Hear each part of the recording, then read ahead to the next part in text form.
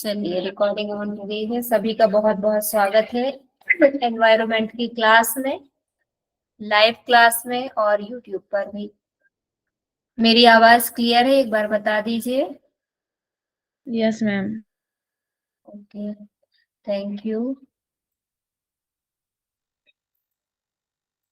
आज हम पढ़ने वाले हैं एयर पोल्यूशन के बारे में।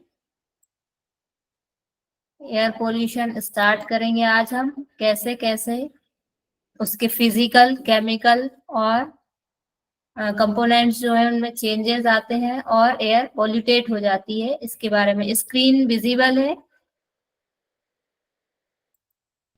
Yes ma'am. Okay.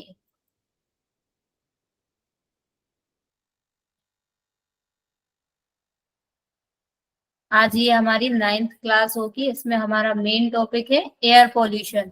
Air pollution और एनवायरमेंटल इश्यू जो पढ़ रहे हैं उसका पार्ट 3rd होगा आई थिंक। चलिए, तो क्या समझते हैं एयर पोल्यूशन से क्या होगा? जैसे अभी हमने रिवीजन जो किया है उसमें हमने क्या देखा था, कौन सी प्रॉपर्टीज चेंज हो जाती हैं? बताइए एक बार फिर से। Natural physical, element. केमिकल और बायोलॉजिकल। हाँ, प्रॉपर्टीज चेंज हो जाती है। जो नेचुरल है उसकी, उसमें कुछ ना कुछ चेंजेस आ जाते हैं। तो जब एयर की ऐसी प्रॉपर्टीज में चेंजेस आ जाते हैं, एबनॉर्मल हो जाती है, तब हम उसको क्या बोलते हैं? एयर पोल्यूशन बोलते हैं या वायु प्रदूषण कहते हैं। अब सबसे पहले वायु प्रदूषण को समझने से, जानने से पहले हम एयर पोल्यूटेंट्स का एक जनरल इंट्रोडक्शन ले लेते हैं। एयर पोल्यूटेंट्स क्या होते हैं? एयर पोल्यूटेंट्स की डेफिनेशन भी दी हुई है यहाँ पर। जब वायु मंडल में एक या अधिक प्रदूषकों की मात्रा इतनी अधिक हो जाए, प्रदूषक मतलब पॉल्यूटेंट्स, और पॉल्यूटेंट्स कौन होते हैं? जो पॉल्यूशन फैलाते हैं, पॉल्यूशन को पैदा करते हैं, वही क्या कहलाते हैं? पॉल्यूटेंट्स। तो जब उनकी मात्रा, किसी भी टाइप के पॉल्यूटेंट्स की मात्रा जब एयर में उनकी क्वांटिटी बहुत ज्यादा बढ़ जाती है, तब क्या होगा? जैव समुदाय के लिए हानिकारक हो जाता है। जैव समुदाय मतलब जो भी लिविंग थिंग्स हैं, लिविंग ऑर्गेनिज्म है, उनके लिए क्या होगा? जानलेवा भी हो सकता है, नुकसानदायक, किसी न किसी तरह से उनको हार्म पहुंचा रहा है, तो वही क्या कहलाएगा? एयर पोल्यूशन कहलाएगा। When the amount of one or more pollutants in the atmosphere becomes so high that the quality of the air deteriorates and it becomes harmful to the biological community, then it is called air pollution. ठीक है? इसमें कुछ समझने में मुझे नहीं लगता है। बस यहाँ पे हमने पूरा ओवरऑल जो देखा था, पोल्यूशन क्या होता है, क्या करता है, वहां पे हमने एक स्पेसिफिक, एक पर्टिकुलर एलिमेंट को ले लिया है, एयर को। उसी में चेंजेस जो आ रहे हैं किसके कारण आते हैं? या तो वो एक पोल्यूटेंट हो सकता है या एक से ज्यादा भी हो सकते हैं। अब एयर पोल्यूशन को समझने से पहले हमको एटमॉस्फेयर को समझना पड़ेगा। एटमॉस्फेयर मतलब वातावरण, हम उसको बोलते हैं वातावरण। आप अभी आयुर्वेद भी आपने पढ़ा है, वहां पे हम क्या पढ़ते हैं? दोष पढ़ते हैं, त्रिदोष, वात पित्त कफ। तो एक शब्द वात आता है, तो यहाँ पे आपको वात शब्द जो है वो अजनबी सा नहीं लगेगा। यहाँ पे हम वातावरण जो पढ़ते हैं, वहां वातावरण का वात यही इसमें आ जाएगा, वातावरण के बनाने में। वात प्लस आवरण, वही क्या होता है? वातावरण या एटमॉस्फेयर। अब क्या हो गया इसका मतलब? वायु का जो आवरण है, अभी हम पूरा वातावरण मतलब एनवायरमेंट पढ़ते हैं, तो एनवायरमेंट में सारी चीजें आ जाती हैं। अब एनवायरमेंट में से हमने एक चीज ले ली, एयर। एयर का जो पूरा कहाँ कहाँ एयर है, कहाँ कहाँ किस किस चीज को एयर ने कवर किया है, उसी को हम क्या बोलते हैं? वातावरण, वातावरण समझ में आ रहा है? पर्यावरण और वातावरण में अंतर क्या हो गया, बताइए जरा। मैम पर्यावरण में सारी चीजें आती है और वातावरण में जो उससे वायु ने कवर कर रखा है जिस एरिया में, हाँ, वो वातावरण में आता है। वो वातावरण। अब इस वातावरण की जो है या एटमॉस्फेयर की क्या है, लेयर्स होती हैं। जैसे आपने प्याज देखा है और अनियन देखा है सभी ने। अनियन में क्या होता है, एक के बाद एक बहुत सारी लेयर्स होती हैं, एक के अंदर एक होती है ना। Yes yes ma'am. ऐसे ही, हाँ, ऐसे ही एयर की लेयर्स होती हैं, उनको हम क्या बोलते हैं, स्फीयर बोलते हैं। और इनका अलग अलग रोल होता है हमारे एटमॉस्फेयर में। सबके काम अलग अलग होते हैं, उनकी जो क्वालिटी कैरेक्टरिस्टिक्स होती हैं, जो उनकी विशेषताएं होती हैं, क्वालिटी जो होती है, उसके अकॉर्डिंग उनके अलग अलग काम होते हैं। तो ये जो लेयर है, ये यहाँ पे आपको डायग्राम में भी दिख रहा है कि सॉरी, सबसे पहले नीचे वाली जो लेयर आती है उसको बोलते हैं थर्मो ट्रोपोस्फियर। इसको हिंदी में क्षोभ मंडल बोलते हैं। अभी आगे और स्लाइड में आपको और उसका क्लेरिफिकेशन भी मिल जाएगा। अभी सिर्फ डायग्राम में इतना समझ लीजिए कि यह सबसे पास वाली लेयर होती है। जैसे प्याज का अगर हम एग्जांपल लेके चल रहे हैं, तो प्याज में एक सबसे अंदर एक डंठल सा भी निकलता है। कई बार अगर सूख जाती है प्याज, तो उसके ऊपर ऐसी लेयर्स होती हैं, एक के बाद एक बहुत सारी। या सबसे छोटा गोल भाग जो रहता है वो अंदर रहता है। ऐसे ही पृथ्वी है, और पृथ्वी के ऊपर ऐसे एक के ऊपर एक ऐसे क्या है, लेयर्स हैं एटमॉस्फेयर की, या एयर की भी कह सकते हैं हम। तो जो सबसे पास वाली लेयर है, ये वाली लेयर जो है, इसी को क्या बोला गया है, ट्रोपोस्फेयर कह रहे हैं हम। हमारे सबसे पृथ्वी के सबसे पास में जो है वो ट्रोपोस्फेयर है। इसकी हाइट कितनी है, 10 किलोमीटर है। 10 किलोमीटर के अराउंड ये हमारे पास में होती है।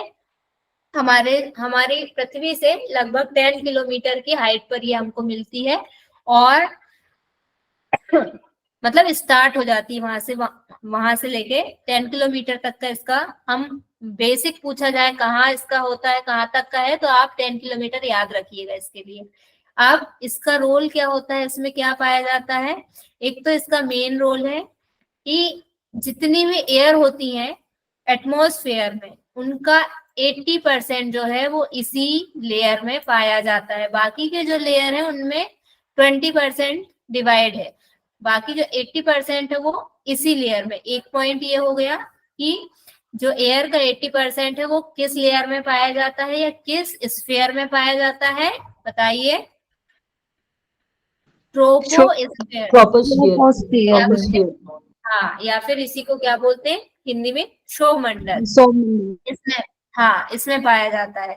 दूसरी होता है, चलिए एक एक को हम डिटेल में पढ़ते चले, वापस आते जाएंगे डायग्राम पे। इसकी और चीजें क्या है, एक तो ये हमने देख लिया कि इसकी जो हाइट है, ऊंचाई है, या इसको बोलते हैं अल्टीट्यूड, कितना है, 10 किलोमीटर है। फिर उसके बाद सेकंड पॉइंट क्या है इसका, वायुमंडल की सबसे महत्वपूर्ण परत है ये। क्यों है, क्योंकि हम जो ब्रीदिंग करते हैं वो हम इसी परत में करते हैं। इसके ऊपर अगर जाके हम सोचे तो बहुत मुश्किल होती है ना, ब्रीदिंग करना। जैसे हम हाइट देखते हैं ना, हम पहाड़ों पर जब जाते हैं तो क्या होता है, ब्रीदिंग लेना हमारे लिए मुश्किल हो जाता है। हमको मुश्किल से श्वास हम ले पाते हैं, क्योंकि ऑक्सीजन की कमी हो जाती है हाइट, जैसे जैसे ज्यादा हाइट पे जाते हैं। तो इसीलिए इसी क्वेश्चन आता है कि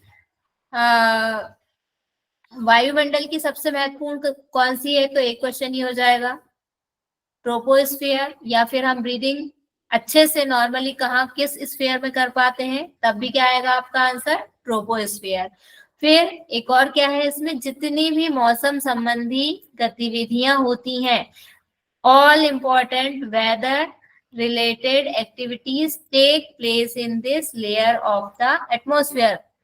महत्वपूर्ण गतिविधियां जैसे बादलों का बनना, बिजलियों का चमकना, वर्षा का होना, ये सारी कैसी हैं, मौसम संबंधी गतिविधियां हैं, जो कहाँ होती हैं, किस मंडल में होती हैं, किस स्फीयर में होती हैं, ट्रोपोस्फियर में क्या क्या होता है ट्रोपोस्फियर में? कौन कौन से पॉइंट है? पहला क्या है? उसकी हाइट याद रखना है, कितना है? 10 किलोमीटर 10 किलोमीटर। और ब्रीदिंग कहाँ कर पाते हैं हम? शोक मंडल के अंदर। हाँ। और एक और महत्वपूर्ण कौन सी चीज है इसमें, क्या होता है? मौसमी संबंधी इसी में हम सांस ले मौसम पाते हैं। संबंधी जितनी भी गतिविधियां हैं वो सारी कहाँ होती हैं? इसमें होती है। इसलिए अब आपको ये यहाँ से तो फैक्चुअल क्वेश्चन आपके पकड़ में आ गए। अब यहाँ से लॉजिकल क्वेश्चन कैसे बन सकते हैं कि एक एयरप्लेन कहाँ उड़ता है? इसमें तो आप समझ जाओगे क्योंकि बादल वगैरह रहते हैं तो डेफिनेटली इसमें एयरप्लेन नहीं मिलेगा। तो जो कैंसिल करने वाला है वहां से आप इसको कैंसिल कर लेंगे। कहाँ उड़ता है वो हम नेक्स्ट में देखेंगे। फिर से डायग्राम पे जाएंगे। सेकंड हमारा क्या है? स्ट्रेटोस्फीयर। इसकी हाइट कितनी होती है? 40 किलोमीटर। दूसरी है जो सेकंड दूरी पर है, मतलब दूसरे नंबर पर जो आ रही है पृथ्वी से। अब उसमें क्या हो रहा है? UV rays absorb, UV rays को एब्जॉर्ब करते हैं। क्यों? क्योंकि यहीं पर जो है हमारी ओजोन लेयर, ओजोन लेयर के बारे में बताया था पहले भी। ओजोन लेयर क्या होती है? ओजोन लेयर, नॉर्मल ऑक्सीजन का फॉर्मूला क्या है? कितने एटम्स होते हैं ऑक्सीजन के? ऑक्सीजन में मैम 2 होते हैं। H2O। H2O तो पानी का फॉर्मूला हो जाता है, वाटर का। ऑक्सीजन का फॉर्मूला होता है O2। तो जब इसमें एक ऑक्सीजन और मिल जाता है तब हम उसको बोलते हैं O3। O3 ही ओजोन का फॉर्मूला है। मतलब ऑक्सीजन के 3 एटम्स होते हैं इसमें। ये लेयर क्या करती है? ये एक तो कहाँ पाई जाती है ये याद रखना है, स्ट्रेटोस्फीयर में पाई जाती है। और ये क्या काम करती है? ये जो है ये सन है मान लीजिए, तो सन से जो यूवी रेज आती, कल भी बताया था ना, अल्ट्रावायलेट रेज स्किन कैंसर के लिए जिम्मेदार होती हैं। तो वो जो है अल्ट्रावायलेट रेज यहाँ से रिफ्लेक्ट हो जाती हैं। ये जो ओजोन लेयर है, ये ओजोन ने मतलब ऑक्सीजन के 3 एटम्स ने मिल के एक लेयर बना दी है, क्रिएट कर दी है। ये जो यूवी रेज है सन की, इसको पार करके, जैसे लक्ष्मण रेखा थी, लक्ष्मण रेखा के अंदर रावण नहीं जा सकता था, तो ये भी रावण है। ये हमको बीमारी, हमको दुख पहुंचाने वाली है, तो रावण से कम नहीं है। तो ये लेकिन लक्ष्मण रेखा खींची हुई है O3 के रूप में या ओजोन के रूप में, तो ये इसको पार करके नहीं जा सकती हैं, इनको लौट के वापस जाना पड़ता है। लेकिन क्या हो रहा है? कुछ ऐसे पॉल्यूटेंट्स हैं जो कि इस मतलब रावण ने भी क्या किया, फिर थोड़ा सा सीता जी को भय दिखाया कि तुम्हारे द्वार से साधु वापस जा रहा है, तुमको पाप लगेगा, ऐसा होगा वैसा होगा, डरा दिया। तो फिर क्या हो गया? सीता मैया ने लक्ष्मण रेखा को पार कर दिया और उसने, रावण ने क्या किया? हरण कर लिया। ऐसे ही जब हम क्लोरोफ्लोरोकार्बन ज्यादा मात्रा में यूज करते हैं, CFC उसका फॉर्मूला है, क्लोरीन और फ्लोरीन के जो अणु होते हैं कार्बन के साथ में, वो अगर हम बहुत अधिक मात्रा में इस्तेमाल करते हैं तो वो लक्ष्मण रेखा में छेद कर देते हैं। अब लक्ष्मण रेखा में छेद हो गया तो यहाँ से ये जो है यूवी रेस क्रॉस करके कहाँ पहुंच गई? हमारे पृथ्वी पर। और पृथ्वी पर हमारे जितने भी हम लोग हैं जिनके स्किन है, सबको क्या कर देती हैं? स्किन कैंसर कर देती हैं। इतना क्लियर है? समझ में आई ये सारी चीजें? किसी को डाउट है इसमें? Yes yes ma'am. कौन सी रेज आ जाती हैं लक्ष्मण रेखा पार करके? यूवी यूवी रेज लक्ष्मण रेखा का नाम क्या है यहाँ पे? Ozone layer ozone layer ozone layer. Ozone का फॉर्मूला क्या है? O3 O3। बहुत बढ़िया। तो यहीं पे याद हो गया है, इसको हम अलग से। और जो ओजोन लक्ष्मण रेखा में छेद कर रहा है वो कौन है? क्लोरोफ्लोरो क्लोरीन और फ्लोरीन। Chlorofluorocarbon, CFC। दोनों फुल फॉर्म भी याद रखिए, शॉर्ट फॉर्म भी याद रखिए, CFC या क्लोरोफ्लोरोकार्बन। अब इसकी हम और चीजें पढ़ लेते हैं यहाँ से। स्ट्रेटोस्फीयर में। एक तो होता है 40 किलोमीटर की हाइट है इसकी। हवाई जहाज यहाँ उड़ते हैं। अब जहाँ बादल हो रहे हैं, मौसम संबंधी गतिविधियां हो रही हैं, वहां नहीं उड़ रहे हैं, मतलब उससे नेक्स्ट पे उड़ेंगे। तो ये एज इट इज एकदम फैक्चुअल क्वेश्चन है, फैक्चुअल आएंगे ओजोन लेयर वाले भी और ये वाला भी, कि हवाई जहाज कौन सी लेयर में उड़ता है, कौन से स्फीयर में उड़ता है, कौन से मंडल में उड़ता है। कहाँ उड़ता है हवाई जहाज? Stratosphere. स्ट्रेटोस्फेयर। स्ट्रेटोस्फीयर में या समताप मंडल में। अब इसको समताप क्यों बोल रहे हैं? ऑलमोस्ट यहाँ पे टेम्परेचर जो है एक जैसा रहता है, इसलिए इसको समताप मंडल कह रहे हैं। बहुत अंतर नहीं होता है इसमें। और अब इसके बाद में क्या है? ओजोन गैस की परत इसी मंडल में, ये हमने पढ़ ही लिया है। नेक्स्ट हमारा आ जाता है मीजोस्फीयर। मीजो का मतलब होता है मध्य मंडल, बीच का मंडल। ये कितने हैं काउंटिंग में? 1 2 3 4 और 5।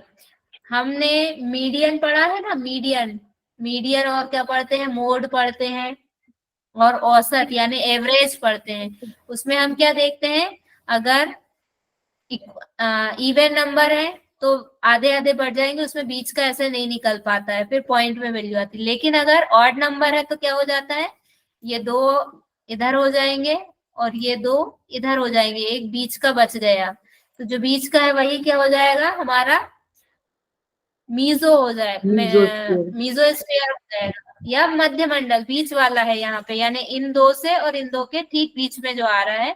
इसकी हाइट कितनी होती है? 50 किलोमीटर होती है लगभग। इसका क्या रोल है या इसका क्या काम है? प्रोटेक्ट अर्थ फ्रॉम मीटियोरिटीज, मतलब जो उल्का पिंड होते हैं। अब उल्का पिंड क्या होते हैं? उल्का पिंड को आप ऐसे समझिए, जो बिन बुलाए मेहमान आ जाते हैं ना, कई बार हमारे घर में, हम कहीं कुछ और करने की हमारा चल रहा है, लेकिन बिना मौसम के बरसात हो गई या बिना बुलाए मेहमान जो आ गए, अचानक से टपक पड़े, तो उन्हीं की तरह फिर क्या है? घर में प्रॉब्लम्स हो जाती है, व्यवस्थाएं नहीं रहती हैं, सारा डिस्टरबेंस हो जाता है, किसी बच्चे को अपना कमरा शेयर करना पड़ता है तो बड़ा दुखी हो जाता है। ऐसे ये उल्का पिंड जो है बाहर की चीज है, दूसरी जगह से आ रही है, पृथ्वी पे आ रही है, जबरदस्ती में आ रही है, हमने नहीं बुलाया है, और आके क्या है यहाँ पे सब कुछ डिस्ट्रॉय करने की उसका कहना चाहिए, उसमें ऐसी पावर रहती है और उसकी मंशा रहती है, तो आ नहीं पाती है। लेकिन ये मीजोस्फीयर बीच में जो है ना, इसको रोक लेती है। क्यों रोक लेती है? कैसे रोक लेती है? इसका जो है टेम्परेचर थोड़ा सा कम होता है। ये हमने देखा है ना, हाइट पे जैसे ज्यादा हाइट पे जाते हैं वहां पे टेम्परेचर क्या होता है? कम होता है। तो एक तो ऐसे रोक लेती है।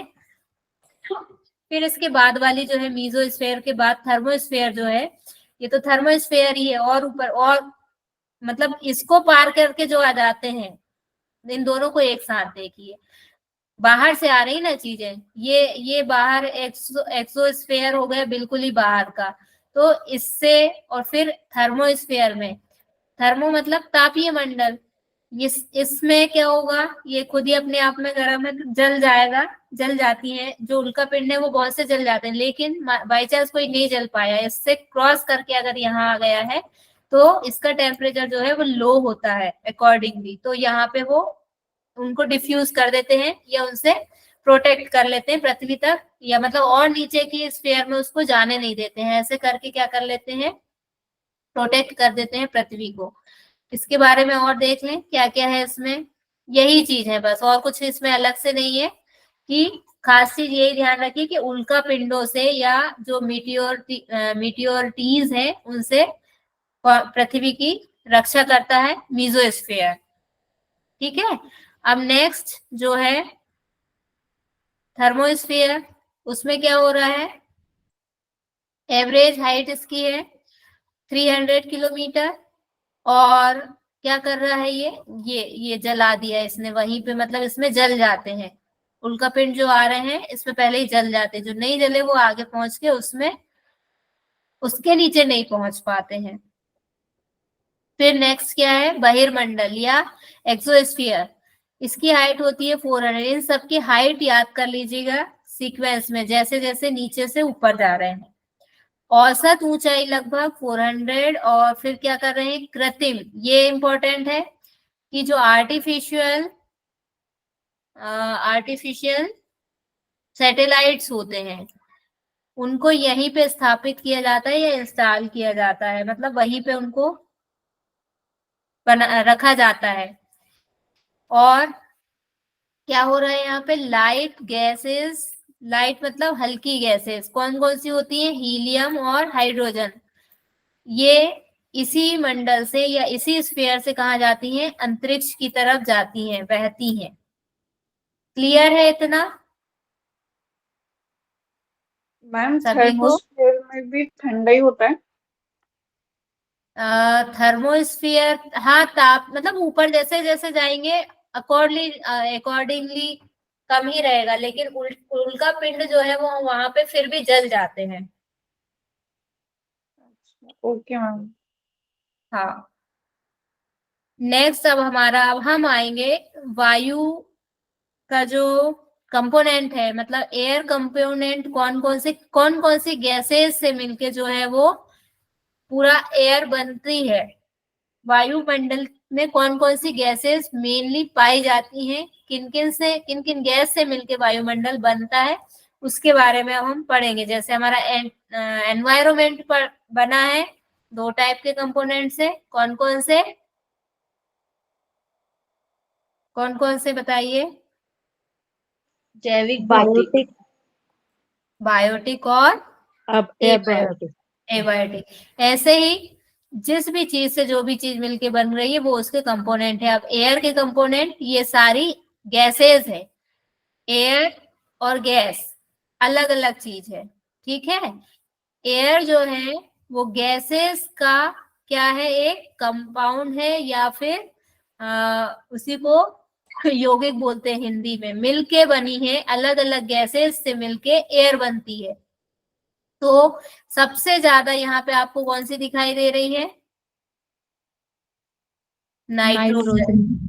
78% इसका रोल होता है, सबसे ज्यादा मात्रा में होती है। ये यहाँ पे आपको साइज भी दिख रहा है ना, इसी के साइज के अकॉर्डिंग ये सर्कल्स भी बनाए गए हैं। दूसरे नंबर पे कौन सी होती है, ऑक्सीजन। Oxygen third number 21। पे आर्गन। ये सीक्वेंस भी आपको याद रखना है, आप लिख लीजिए, चाहे तो कॉपी में नोट कर लीजिए। 1 2 3 4, और लास्ट में ये आपकी आ जाती हैं नियॉन, क्रिप्टॉन, हीलियम, हाइड्रोजन और O3, ये लास्ट में आ जाएंगी। तो सबसे ज्यादा है नंबर, ये यहाँ पे आपको ये याद रखना, हम ज्यादातर इसकी बात नहीं करते हैं, ऑर्गन की बात प्रायः नहीं की जाती है, डायरेक्ट हम नाइट्रोजन, ऑक्सीजन और CO2 की या कार्बन डाइऑक्साइड की बात करते हैं। ऐसे ही होता है, इसका नाम बहुत कम सुनने में आता है, लेकिन ये कार्बन डाइऑक्साइड से ज्यादा है। और अब धीरे धीरे, पहले ये क्या होती थी, जो कार्बन डाइऑक्साइड की मात्रा है 0.003, इतना इसका हुआ करता था, मतलब परसेंटेज ये और भी कम थी। लेकिन अब धीरे धीरे वही जो हमने कल भी पढ़ा था कि पॉल्यूशन जैसे जैसे बढ़ रहा, हम जैसे जैसे कोयले का इस्तेमाल या जितनी भी ऐसी चीजें हैं जिनमें कार्बन होता है, उन प्रोडक्ट्स का हम जितना ज्यादा यूज कर रहे हैं, बढ़ा रहे हैं, उससे इसकी जो है परसेंटेज एटमॉस्फेयर में बढ़ता जा रहा है। इसलिए अब ये यहाँ से 1 0 कम हो गया है, और इसका जो है क्वांटिटी बढ़ गई है। और दूसरी चीजों की, ऑक्सीजन की क्या है, घट गई है, कम हो गई है। नाइट्रोजन इसकी भी बढ़ गई है। यहाँ पे ये चीज बढ़ रही है, ये सबसे ज्यादा नुकसानदायक है। ये क्या काम करती है, कल बताया था ना, क्या कर रही है ये, कैसे नुकसान पहुंचा रही है, कल बताया था ना ये चीज, किसी को याद नहीं है? ये तो गलत बात है, एक को भी याद नहीं है। मैम कौन सी गैस? कार्बन डाइऑक्साइड कैसे नुकसान पहुंचा रही है? ग्लोबल वार्मिंग एक शब्द बताया था मैंने, कुछ याद आया? yes ma'am, yes ma'am. Global warming में रोल है इसका, ये टेम्परेचर को बढ़ा रही है, टेम्परेचर बढ़ाने वाली गैसों में शामिल है। अब याद रखिएगा, ठीक। कौन कौन सी है? नंबर 1 पे सबसे ज्यादा परसेंटेज में कौन सी गैस पाई जाती है? नाइट्रोजन। नाइट्रोजन। कितना परसेंट है? 78%। नंबर 2 पर कौन है? ऑक्सीजन ऑक्सीजन कितना परसेंटेज है? 21%। 21, उसके बाद आर्गन कितना परसेंटेज है? 0.93%। और कार्बन डाइऑक्साइड 0.03%।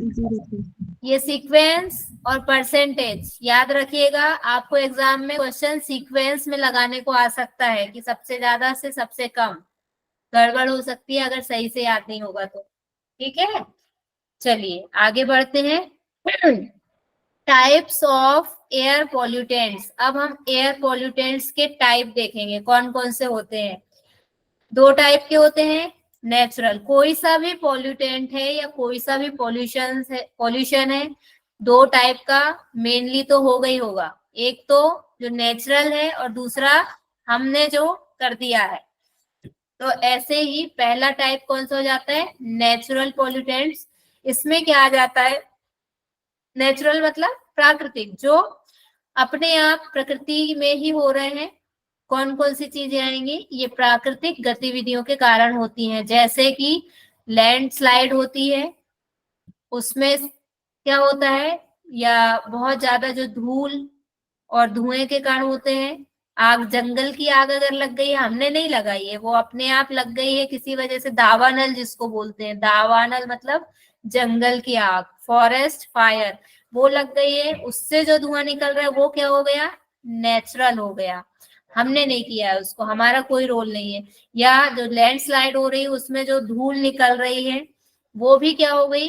नेचुरल पॉल्यूटेंट्स हो गए, क्योंकि धूल भी तो कहीं किसके लिए नुकसानदायक होते हैं? धूल के धुएं के कारण किस पेशेंट को प्रॉब्लम करते हैं बताइए?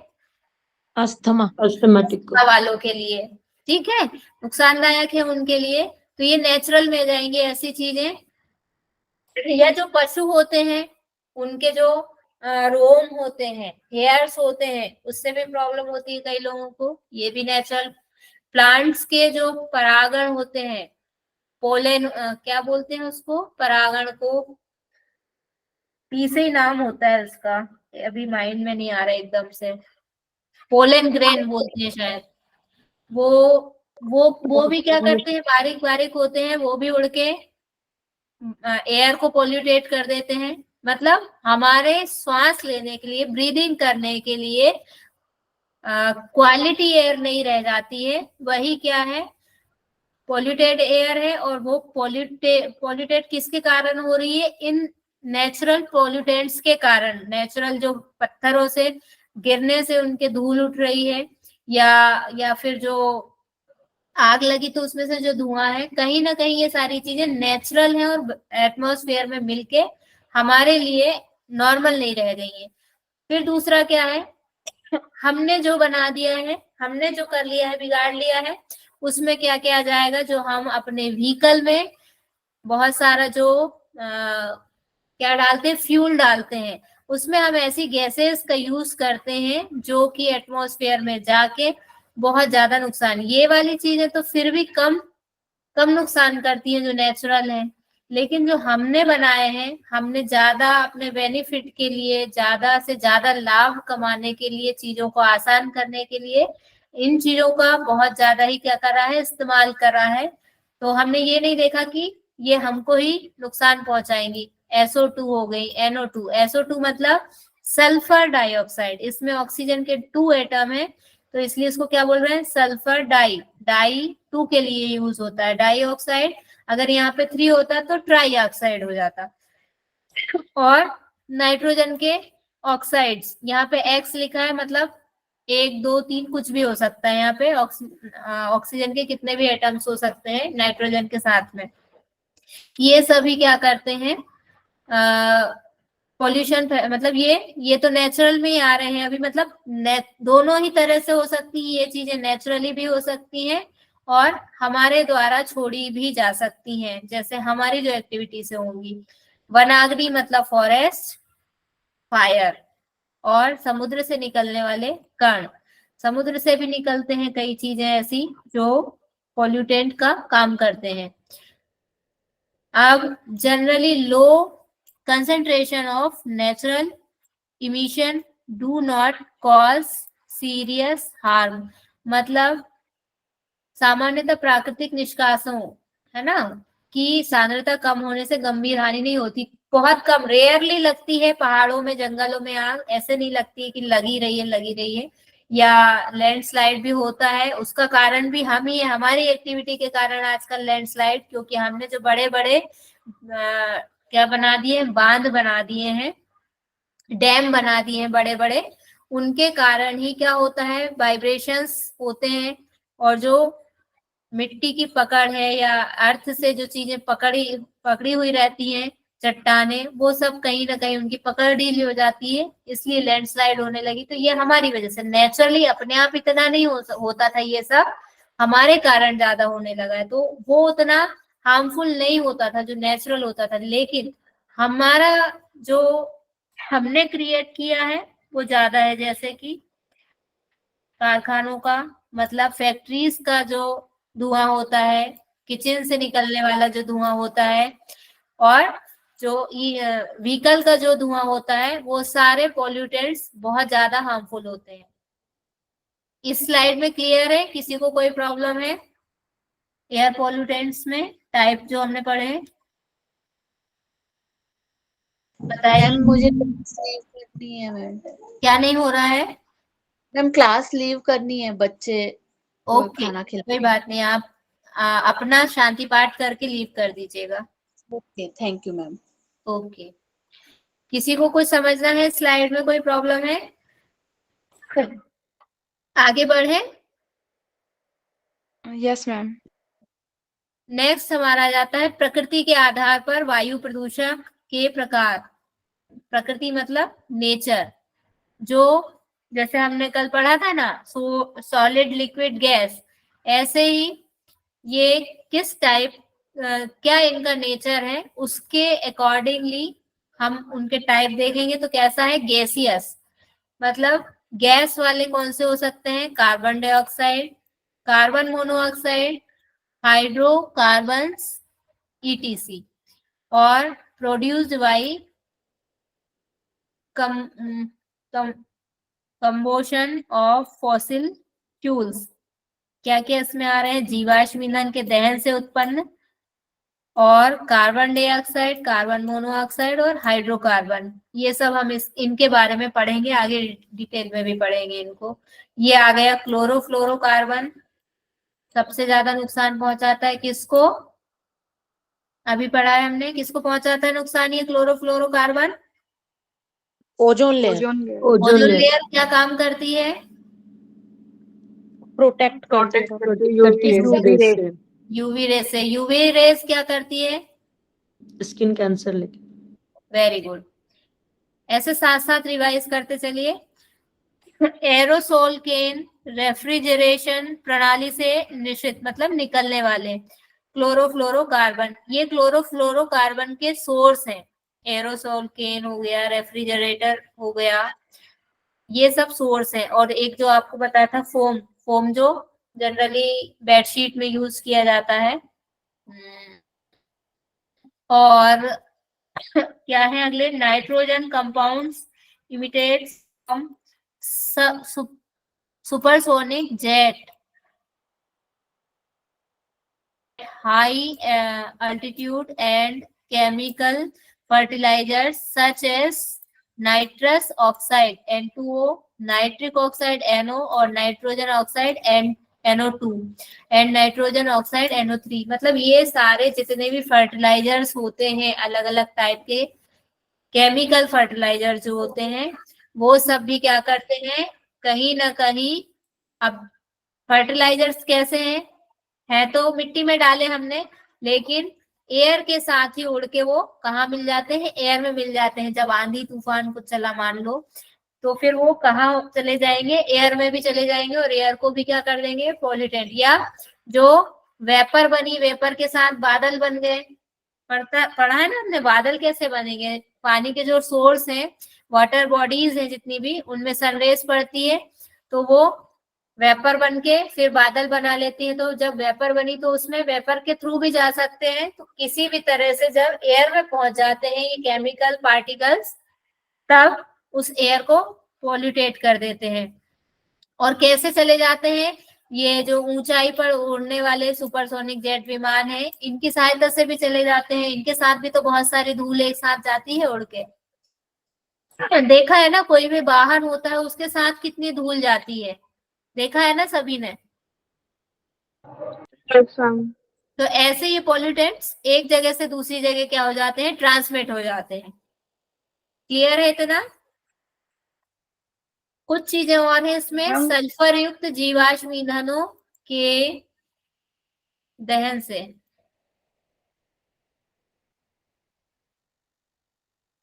इसको ढूंढना बहुत मुश्किल हो जाता है, छोटा सा। सल्फर युक्त जीवाश्म ईंधनों के दहन से, फॉसिल फ्यूल है ये, जीवाश्म ईंधन मतलब फॉसिल फ्यूल्स से निश्चित यानी छोड़े गए सल्फर के यौगिक कंपाउंड जैसे SO2, SO3 आदि। मतलब आप मेन रोल कौन सी चीज दिख रही है, नाइट्रोजन और सल्फर, ये दो विलेन हैं। एक है शक्ति कपूर और एक कौन है, अमरीश पुरी। ये दोनों क्या कर रहे हैं, ये दोनों ही मतलब क्या करते हैं, विलन लोग क्या काम करते हैं, बस वही काम इनका है। ऑक्सीजन के साथ में इन्होंने क्या किया है, अपने आप को जोड़ लिया है और फिर बन गए हैं पॉल्यूटेंट। मतलब और अपनी पावर बढ़ा ली है अपनी। उनके एक तो स्वभाव खुद ही है, विलन है, तो वैसे भी बुरे काम करते हैं, लेकिन ऑक्सीजन को और साथ में अपने मिलाकर, एक वो फिल्म आती थी ना, मोना बहुत पुरानी, चलिए छोड़िए उसको, मोना डार्लिंग वो करके बोलता था, क्या करेंगे अब दूसरे मतलब दूसरे लोगों को नुकसान पहुंचाने के लिए। वैसे ही है कि इन्होंने ऑक्सीजन को अपने साथ जोड़कर और अपनी पावर बढ़ा ली है। और पावर बढ़ाने के बाद में अब ये पूरे एटमॉस्फेयर को और एनवायरनमेंट को क्या कर रहे हैं, अलग अलग तरह से नुकसान। ये सिर्फ ऐसा नहीं कि एयर पोल्यूशन ही बढ़ा रहे हैं, ये जैसा हमने भी पढ़ा कि बादल बन गए, बादल में मिल गए हैं ये, तो बादल में साथ में फिर क्या करेंगे, ये जब हम वाटर पोल्यूटेंट पढ़ेंगे, वाटर पोल्यूशन पढ़ेंगे, तो वहां भी ये रहेंगे, वहां पे ये एसिडिक रेन कराएंगे। तो आपको पूरे पोल्यूशन में इन लोगों को नाम याद रखना है, शक्ति कपूर और अमरीश पुरी को याद रखना है। नाइट्रोजन सॉरी नाइट्रोजन और सल्फर,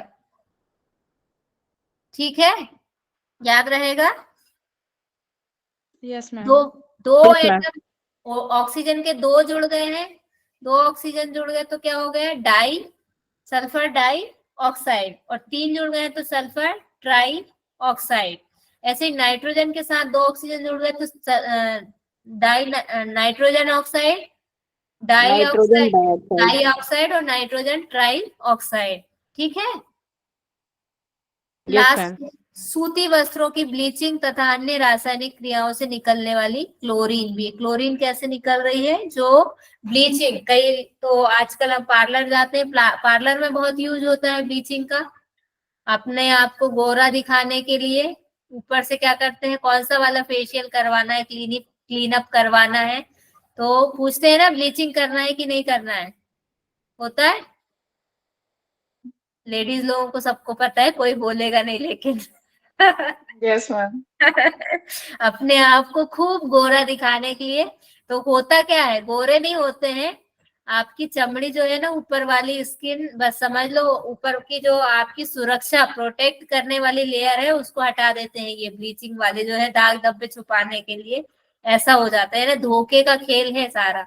जैसे पेन किलर अगर हम खाते हैं तो हमको लगता है कि हमारा दर्द ठीक हो गया, लेकिन पेन किलर क्या करती है, दर्द तो बराबर होता रहता है, लेकिन उतने एरिया को, इस एरिया को वो क्या कर देती है, सुन्न कर देती है, तो आपको पेन पता नहीं चलता है, इसलिए पेन किलर कभी नहीं खाना चाहिए, किडनी फेल कर देती है पेन किलर। सबको पता होगी, खैर ये बात तो बताना कोई आवश्यक नहीं है यहाँ पे, लेकिन बात इससे निकली इसलिए यहाँ पे उसको भी बता दिया। इतनी चीजें क्लियर है सभी को? एक लास्ट ये और कणकीय हम देख लेते हैं, प्रदूषक क्या होता है। कणकीय प्रदूषक नाम की क्या चीज है जो गाड़ियों से, हाँ पर्टिकुलेट, ये आपने बहुत नाम सुना होगा, दिल्ली में जो लोग दिल्ली में रहते हैं वो बहुत अच्छे से परिचित होंगे इस वर्ड से। पर्टिकुलेट का मतलब है, अभी हम सिर्फ एयर एयर देख रहे थे, अब एयर में जब कण मिल जाते हैं, छोटे छोटे धूल के कण हैं, वो किसी भी चीज के बारीक बहुत बारीक कण हैं, वो जब इसमें मिल गए हैं एयर में, तब यही क्या हो जाएगा आपका पर्टिकुलेट पॉल्यूटेंट्स हो जाएंगे। ये जो कणों के रूप में एयर में घुस के और एयर को पॉल्यूटेट कर रहे हैं, तब ये क्या कहलाएंगे, पर्टिकुलेट पॉल्यूटेंट्स कहलाएंगे या कणकीय। कण का मतलब क्या होता है, particle. Smoke coming out from vehicles, thermal plants, oil और रिफाइनरीज, कंस्ट्रक्शन वर्क ईटीसी, इतनी इतनी जगह से, कौन सा, गाड़ियों से निकलने वाले धुएं में भी होते हैं। ताप संयंत्र, ताप संयंत्र क्या होते हैं बताइए, किसी को आइडिया है? मैम ये थर्मल प्लांट होता है ना, जहां से इलेक्ट्रिसिटी प्रोड्यूस होती है वही होते हैं ताप संयंत्र। किसी भी तरह से हो सकती है, कोयले से हो सकती है या पानी और कोयले से मिला के, तो वहां जहां जहां ये है वहां से भी निकलेगा ये वाला वेस्ट मटेरियल। तेल शोधन मतलब जहां से तेल शोधन यानी सीधा समझ लो आप, जो हमारे फ्यूल जहां से क्या होता है, फिल्टर हो के आता है, जब पृथ्वी में से निकलता है तो वो तो बहुत अलग कंडीशन में होता है, उसके एक आसवन भंजक होता है, इंग्लिश में क्या बोलते हैं मुझे अभी नहीं पता है, याद नहीं है मुझे, उसमें अलग अलग कंडीशन में उसको फिल्टर करा जाता है, तब जाके वो लास्ट में पेट्रोल के रूप में हमको मिलता है। यहाँ पे पेट्रोल मिलता है, फिर उसका जो कचरा होता है वो अलग अलग तरह से, जैसे केरोसिन, केरोसिन भी क्या होता है, उसी का एक प्रोडक्ट होता है, जो ग्रीस होता है वो भी उसी का एक प्रोडक्ट होता है। तो ये वाला जो काम जहाँ हो रहा है वही कहलाते हैं तेल शोधन कारखाने, जहाँ पे आपको जो फ्यूल है वो यूज करने वाली कंडीशन में लाया जाता है। और निर्माण कार्य मतलब जहाँ पे कंस्ट्रक्शन का काम हो रहा है, बिल्डिंग्स बन रही है, वहां पे भी तो जो रेत है, सीमेंट है, इन सब के कण जो है वो धीरे धीरे उड़ के कहाँ चले जाते हैं, एयर में चले जाते हैं। ये हो गया हमारा पर्टिकुलेट पॉल्यूटेंट्स। और कैसे कैसे जाते हैं बताइए, जो मुद्दा बना हुआ है, इशू बना हुआ है, जिसके नाम पे जंग छिड़ी हुई है दिल्ली में, क्या बोलते हैं वो बताइए, किसान लोग क्या करते हैं, कोई मैम तो पैसे करते हैं। खेत जलाते हैं, उससे जो धुआं निकलता है। एग्जैक्टली हम खेतों में जलाते हैं, जो भी फसल रहती है उसको जलाते हैं, जब मतलब फसल काटने के बाद उसका जो शेष भाग रहता है उसको जला देते हैं, उसके जो कण रहते हैं काले काले, वो पूरे एयर में मिलके और एयर को क्या कर देते हैं, पॉल्यूटेट कर देते हैं। ठीक है, तो ये हमारे हो गए हैं एयर पोल्यूशन के कुछ पॉल्यूटेंट्स के बारे में हमने पढ़ा, कैसे कैसे पॉल्यूटेंट्स होते हैं, कितने टाइप के होते हैं और कैसे वो इफेक्ट करते हैं, इसके बारे में आज